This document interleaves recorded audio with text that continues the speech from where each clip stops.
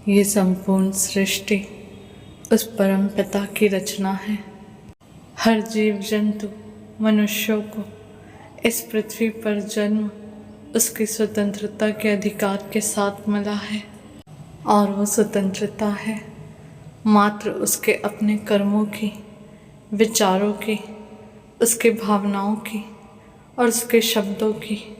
और आज मनुष्य के इन सारे अधिकारों की स्वतंत्रता अनियंत्रित है, असंतुलित है, और इसी असंतुलन और अनियंत्रण का दुष्परिणाम आज ये संपूर्ण संसार भोग रहा है।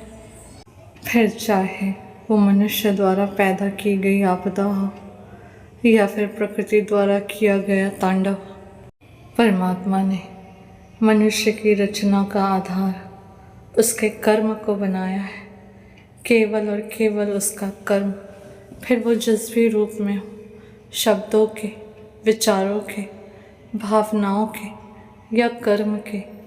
मनुष्य का अपना शरीर होकर भी, खुद का जीवन होकर भी उसका उस पर कोई वश नहीं, कोई कंट्रोल, कोई अधिकार नहीं। मनुष्य को शरीर मात्र कर्म करने के लिए मिला है। मनुष्य का शरीर हो, उसकी भूख प्यास, उसका जीवन मृत्यु, उसके जीवन की परिस्थितियाँ, उसके रिश्ते नाते, उसका पाना खोना, यहाँ तक कि मनुष्य के बॉडी पार्ट्स उसके वश में, उसके कंट्रोल में कुछ भी नहीं। जहाँ मनुष्य का खुद के शरीर, खुद के जीवन पर अधिकार नहीं है, वहाँ मनुष्य दूसरों का भाग्य विधाता बनना चाह रहा है। वहाँ मनुष्य दूसरों से कंप्लेंट्स रखता है, दूसरों को कंट्रोल करना चाहता है। जिसे अपने कर्मों की परवाह नहीं है, जिसे अपने गुण और दुर्गुण का पता नहीं है, वो दूसरों के कर्मों के आधार पर उन्हें जज कर रहा है, दूसरों को सही गलत ठहरा रहा है, दूसरों का न्याय कर रहा है, दूसरों के जीवन मृत्यु पर अपना अधिकार जमा रहा है। परमात्मा ने मनुष्य को केवल उसके कर्मों को करने का अधिकार दिया है, उसके अपने कर्मों की स्वतंत्रता दी है, दूसरों के कर्मों की नहीं। आज मनुष्य खुद को जानने की बजाय, खुद की कमियों को, बुराइयों को, अच्छाइयों को समझने की बजाय अपने कर्मों, अपने विचारों, अपने शब्दों और भावनाओं को नियंत्रित और संतुलित करने की बजाय वो आज दूसरों में अपने जीवन को व्यर्थ कर रहा है, दूसरों की बुराइयों को ढूंढने में, दूसरों को जज करने, दूसरे लोगों और धर्मों को गलत साबित करने में अपने समय का विनाश कर रहा है। मनुष्य थोड़ा रुक कर देखे, सोचे और समझे कि उसके अपने संपूर्ण जीवन की परिस्थितियों में, सुख दुख में, अपने शरीर में उसका अपना अधिकार, अपना कंट्रोल कहाँ है, क्या है मनुष्य के वश में, उसका जीवन, उसकी परिस्थितियाँ, उसका अपना शरीर या उसके कर्म। केवल मात्र अपने कर्म ही मनुष्य के अपने अधिकार में है, उसके अलावा कुछ भी नहीं। और प्रकृति की रचना ये है, प्रकृति का न्याय ये है कि मनुष्य के कर्म के फलस्वरूप ही उसके जीवन, उसके भविष्य, उसके भाग्य का निर्माण है। जिस तरह मनुष्य एक बीज से पेड़ बनने का साक्षी होता है, उसी तरह अपने जीवन के कर्मों को करते हुए अपने भविष्य के निर्माण होने का साक्षी भी खुद मनुष्य होता है। मनुष्य के कर्म के आधार पर ही मनुष्य का जीवन, उसकी मृत्यु, उसके रिश्ते, उसके माता पिता, उसकी संतान, उसका जीवन साथी, उसके जीवन का सुख दुख, उसके जीवन का पाना खोना, उसके जीवन की अच्छी बुरी परिस्थितियाँ, इन सारे विषयों का निर्माण मात्र मनुष्य के अपने कर्म पर आधारित है। वही कर्म जिसे मनुष्य बेपरवाही, लापरवाही से, बिना सोचे समझे आज तक करता आया है और अब भी कर रहा है। परमात्मा ने मनुष्य के पिछले कर्मों के अनुसार हर मनुष्य के जन्म के साथ उसके मृत्यु का समय स्थान और किस तरह से उस मनुष्य की मृत्यु निर्धारित है, ये सब पहले ही तय हो चुका रहता है।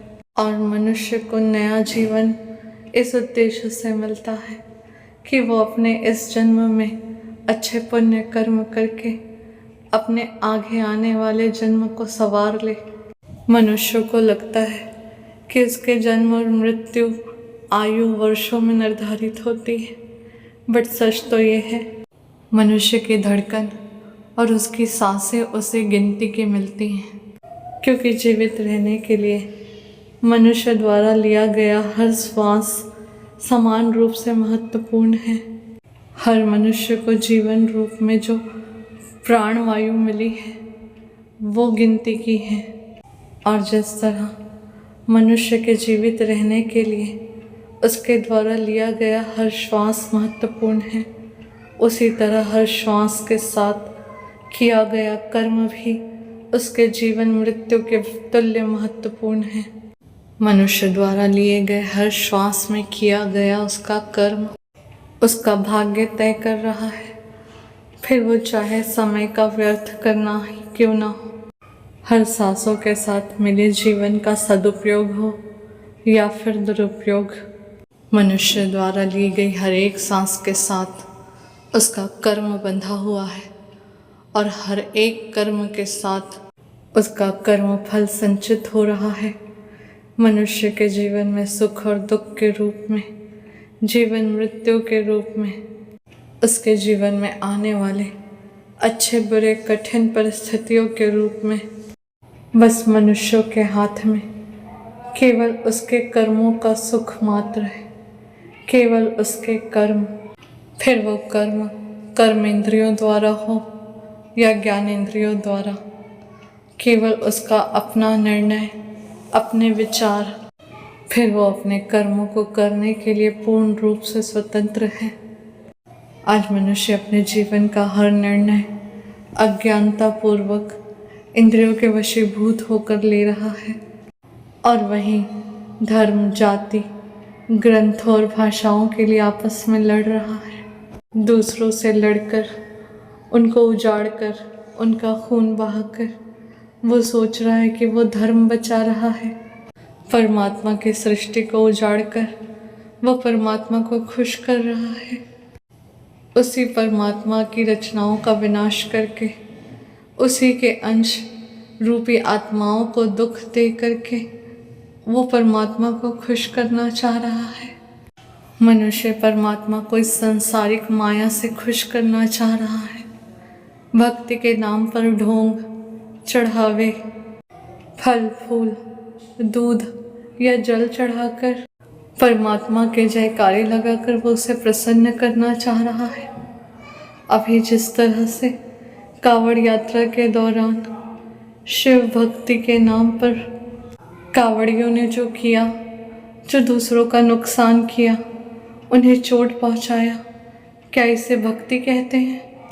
परमात्मा की संतुष्टि इस संसार की माया से, कपड़ों के रंगों से, झूठे दिखावों या परमात्मा के जयकारों से नहीं है।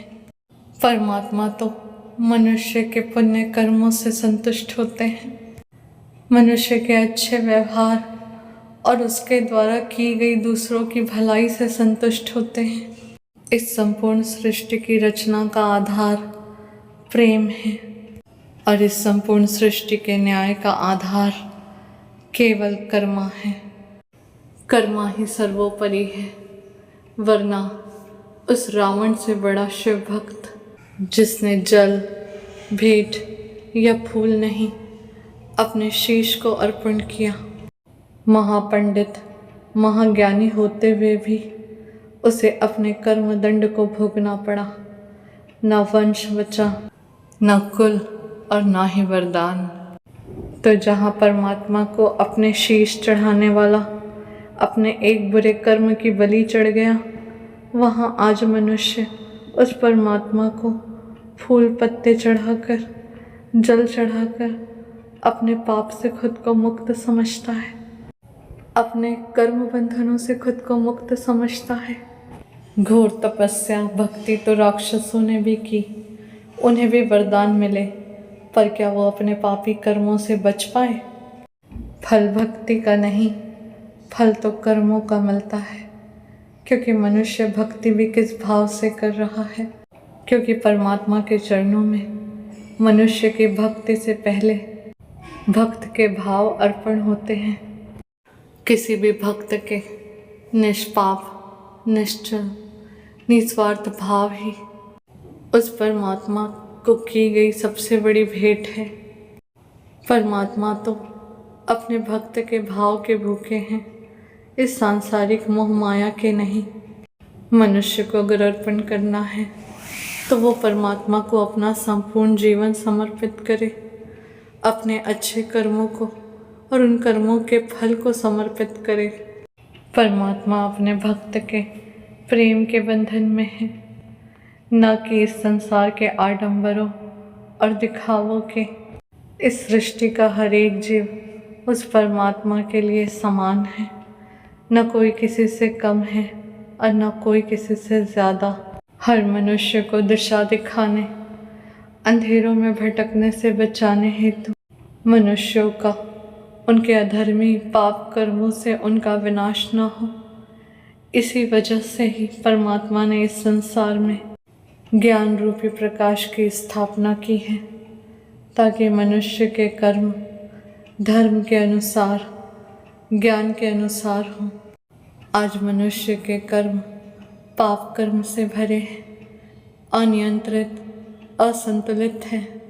आज मनुष्य अपनी सारी सीमाओं को, अपनी हर मर्यादा को लांघ रहा है, और इसका कारण सिर्फ और सिर्फ मनुष्य की अज्ञानता है।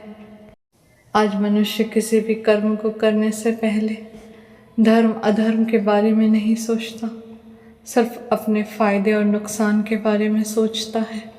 आज ज़रूरत है मनुष्य उस परमात्मा के दिखाए ज्ञान के मार्ग पर चले, खुद के और औरों के विनाश से बचे, क्योंकि कर्म ही सर्वोपरि है।